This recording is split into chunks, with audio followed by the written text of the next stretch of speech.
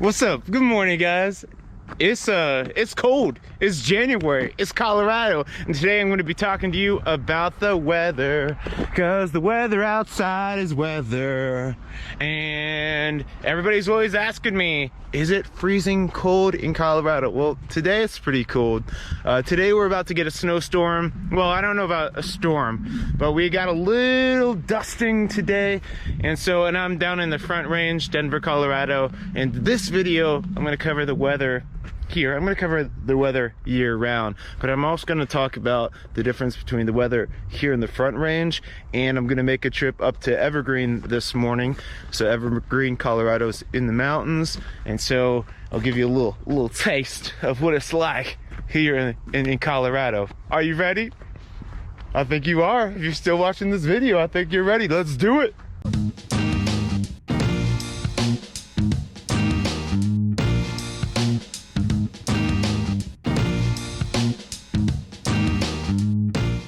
All right, guys, before we jump up the hill, we're gonna talk about weather year-round Denver area. We got Matt Marinick. Hello. You can find that? Oh, thanks, man. That was a microphone. We got a lot of sun in our eyes. Can't see what's going on. But yeah, so we're gonna talk about like Denver weather in general, talk about seasons, best times to hike, best times to ski, stuff like that. Then we're gonna head up the hill to Evergreen. But this is a very special video. This is the first video that we're gonna utilize chapters. So if you wanna skip ahead to the Evergreen section, do that wherever it's at. Cool. Matt, I got a series of questions for you. First question, are you ready? I am ready! All right. What do you think are the best seasons to, let's just get into it, hiking? Hiking, probably like June. Like July and August is really hot. So if you're gonna go in July and August, definitely like go super early before it gets too hot. Bring a lot of sunscreen, bring a lot of water. But like for hiking, I'm not a morning guy, so like June and September, I would say you can hike like midday and not be hating it. Otherwise, just get up early, right? Get up early, beat the crowds, beat the sun. I agree. I think some of the worst times to come out and hike are probably like April, May. If you're gonna plan a trip, because our weather during those months can go from, it could be 30 and snowy, or it could be like 70, but you don't know what you're gonna get. And the trails can get pretty muddy too, and so I'd say that's the worst time to do it. Matt, you ski. Snowboard, baby. Snowboard. Matt, you snowboard. Best months to come out and snowboard? Honestly, so snowboarding season, all the resorts, most of them open in November, but like nothing's open. So wait till like December, January is when it starts to dump, but like February, March are the best months of the season, hands down. Just because it's a little warmer, not so cold, but when it dumps, it really comes down. Cool, great answer. So yeah, this is like a high plains desert as well, and so the air is really thin, the atmosphere is really thin. The sun hits you a little bit harder. And the sun's always out, so that's why water and sunscreen must-haves out here. And if you're coming out for snowboarding or hiking or something, plan a day to just get used to the environment, because the altitude, it affects people very different. I have friends here who... No, he doesn't. No, he doesn't. That like each year, they have to take like one weekend in the mountains just to like get used to the altitude, lack of oxygen, whatever. Like houses, homeowners, things to know. Well, homeowners or car owners, we have, there's Tornado Alley. Well, we're in Hailstorm Alley. Ah, hell no. Which means that we're gonna get pelted, typically like spring, early summer, good job. Spring, early summer, we're gonna get hit by hailstorms, and sometimes they're bad enough, they will wreck shop on your car. So if you're, coming out here with, get the, I don't know exactly what, just full coverage, I think. Ask your insurance agent to make sure that you're covered in case hail damage, because otherwise you're gonna drive around with a car that's all pitted up. Just get a Titleist sticker, white car, it's a golf ball. And then there's, you're on fire. But other than that, there aren't many natural disasters that happen out here. I mean, we don't get tornadoes or earthquakes or definitely no hurricanes out here. You had two though. Sure did. I said, Sean's gonna say, someone's gonna watch this video, buy a house in the mountains, avalanche comes and levels it. Then they spend the summer, rebuild it, forest fire next summer. Sure. So Two. There's two there. All right. So Avalanche and forest fires. That's really all you gotta worry about. I'm giving you forest fire. I'm not giving you avalanche because most homes aren't going to have an avalanche behind them. Denver's a sweet place to live. Even the snow is different out here. I mean, it's full of shit right now. But there you go. There you go. Even the snow, yeah, it's super light. Not like I'm from like northeast Ohio and we get that lake effect snow that like really hurts your feelings. Wet. Here, you get like, yeah, it's wet, it's slushy, it's miserable, and it's like to the bone. You hate your life. To that point too, it's dry, like it's not a humid environment. It doesn't feel as cold or feel as hot in the summer. Just because it's a dry, like you said, arid, what do you call it, desert? High arid desert. Yeah. So we're jumping up to Evergreen, and Evergreen is always probably like 10 degrees cooler than down here. And up in Evergreen especially, but sometimes in the city too, you'll find properties that won't have AC. I think in the Front Range, there's definitely days that you want AC, or these things called swamp coolers that I'm a huge fan of. Check out the 20 Things to Know About Denver video to learn about swamp coolers. But yeah, up in Evergreen though, I get clients from Texas that move out here and they're like, there's no AC. Like, I don't think that's gonna work. And it will, because the air is just like crisp up there and you get a little breeze going through the house and it's like perfect. Typically, like in the evenings, you'll get like hoodie weather a little bit. So like even like camping in the mountains, again, you'll be at higher altitude. So typically you have a hoodie, you have a jacket in the afternoon anyways. So if I had this on the whole time, dang it. You don't like that? No. I didn't realize I had my mask on the whole time. But oh no, it was on your thing. Huh? It was on your neck. Yeah. Oh yeah. Yeah, it looks like a scarf. He's a blood, not a crip. But yeah, it is actually in the winter though. It doesn't get like that cold. Like Sean said, it's like 25 degrees now. That's like Denver cold. But being from North Dakota and stuff, I was thrilled because like 50 degrees is our winter. Like I would guess average. It's like this is, you know, I'm wearing layers, like, but it's not like my big Carhartt jacket from back home where we're wearing that from like October to March. You know, so if you come from a cold environment, it's a piece of cake. But like I was in the mountains this weekend wearing shorts. People think I'm crazy, but I'm from up north. If you're from Arizona, not a chance you would like that. No, that's stupid. Don't walk around when it's cold out. Flip-flops. Who are you trying to impress? Everyone. Then like with the climate too, because it's not like muggy or humid here, we don't really have the bugs, which I think is amazing. Mm-hmm. Like you don't have the skeeters coming up and biting you. All right, let's head up to Evergreen, and well, you're not going. I've already filmed it. So let's head up to Evergreen. I'm gonna show you like roads, climate, when it's snowy up there.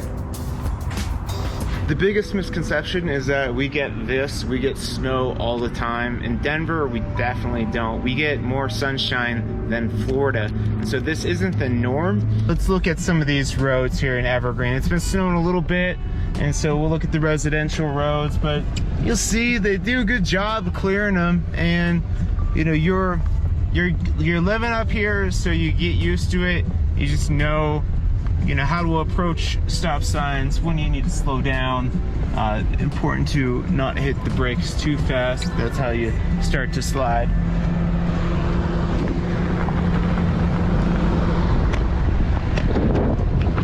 Roads are pretty clear, not too bad. So I'd say this is pretty typical of what you're seeing.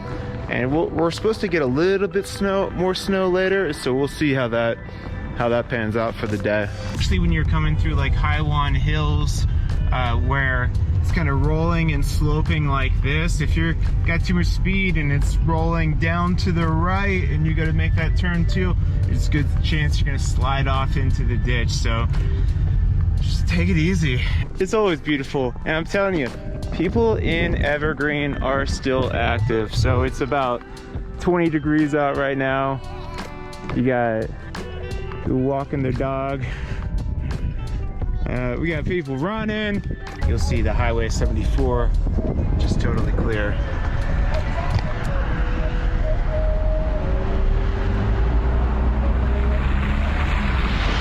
You know, I keep talking about the north side of the mountain. If you're on that side, how that's going to affect you because you're not going to get as much sun, but also just like the steepness of your driveway. On days like this, it doesn't get icy too much because the ground doesn't hold a lot of the heat, and so when the snow hits it, it doesn't typically melt and then freeze again. You'll find that it's icier early in the morning, which I think that's probably most everywhere.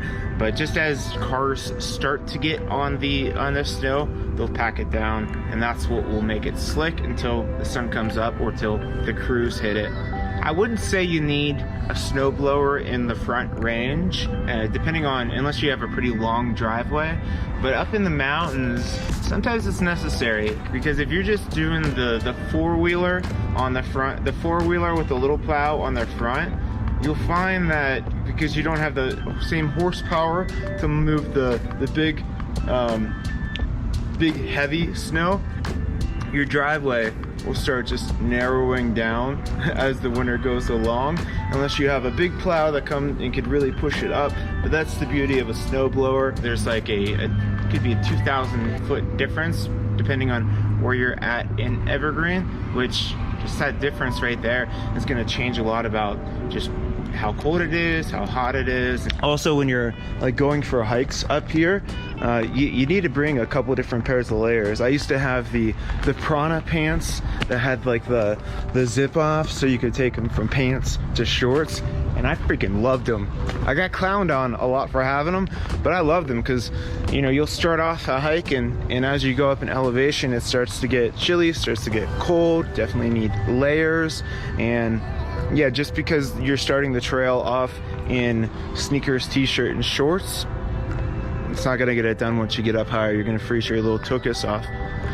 Another thing to know about the weather and hiking, since we're talking about that, is that you'll typically want to get out there early for your hike in the morning. One, you'll beat everybody on the trails, but also if you start to get above the tree line, if you're doing a 14er, you get those mid-afternoon storms and lightning storms, and yeah, you don't want to be up there, guys.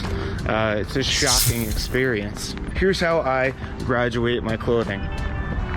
A lot of times it'll be wife beater and t-shirt, right, for a little bit chill. And I think they're called A-shirts. I've called them wife beaters my whole life. I'm gonna continue to call them wife beaters, but a wife beater and t-shirt is good. And then like this, wife beater, t-shirt, and hoodie is the next level.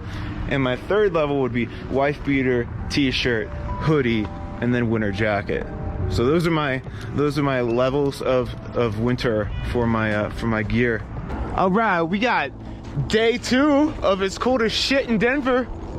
Yeah, it's cold. We got a little bit more snow last night. Like I told you, we had a light dusting, not much. But what we do have today, we got that sun. I can't even see you right now. We got that sun, and that changes the game. For your dogs, this is that type of cold that, like, their paws, they don't like it. So, and we love our dogs here, so you'll see people with little footies, little booties on the dog's feet. So, I mean, you might want to invest in that, but look how beautiful it is in Colorado. Again, am I cold? Hell yeah, it's 16 degrees, but it's tolerable, especially if you're in the car and the sun's hitting you. You good, you good. I mean, I'm wearing shorts, I'm getting crazy. I was actually working from home, and I just jumped in the car real quick, drove to the park so I could talk to you guys. That's what I do for my people. That's what we do for this channel. We love you guys. We want to make sure that you're totally informed on everything you need to know before moving to Colorado. This is the type of hill though right here. You'll see cars. This is why you need the 4-wheel drive. We got some steep hills, and that's when it shows if you got all-wheel drive or 4-wheel drive. That's when you look silly too. All the other cars just making it up the hill all willy-nilly, and you're just slipping and sliding. All right, we leveled up. So we got the jacket, the hoodie, the shirt, and the wife beater on. But hey, we're gonna go walk up to some of these guys that are ice fishing just to see how it's going. I've never actually been on the lake before when it was frozen, so See how it goes. At least a foot. Uh-huh. It took most of the auger blade to get down there. Cool. So you just dig a hole and Yeah. Drill your hole and stick your line in there and just chill. just chill. Basically. That's cool. Get some beers. This isn't a bad day. No, dude, it's really easy. And you got a heater inside there? Yeah. Okay. Do you rent those or do you guys buy that? I bought that, but yeah, I think you can rent them somewhere. I just don't know where. Cool. What kind of fish do they have in here? I heard there's a lot of rainbows in here. I've never fished here before. Okay. Where are you from? From Arvada. Oh, Arvada? Okay. Yeah, this is my first time actually out on this lake. Well, sweet. I don't want to bug you, but thanks for talking. Have a good day. Yeah, so just go out there, get your fishing license, throw up a tent, grab a 12-pack, 24-pack case, you know, whatever you need, and have at it.